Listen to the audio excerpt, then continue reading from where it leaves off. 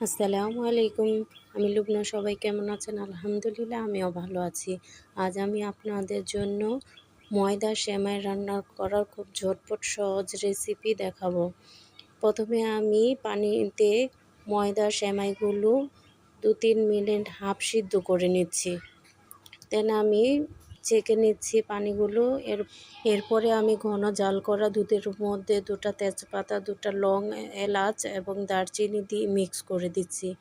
দেন আমি এখানে পরিমাণ মতন চিনি দিয়ে দিচ্ছি, যা যতটুকু মিষ্টি লাগে ততটুকুই দিয়ে নেবেন। আমার এখানে 3 থেকে 4 চামচের মতো চিনি লেগেছে। এরপরে আমি দুধটা বলক আসলে সিদ্ধ করা ময়দা সেমাইগুলো ঢেলে দিচ্ছি।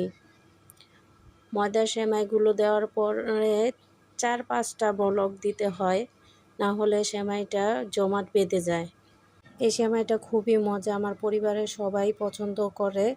আজ আমি এখানে নারিকেল দিব না, এটা নারিকেল দিয়েই মজা লাগে। আপনার ভাইয়া নারিকেল পছন্দ করে না, তাই দিই না।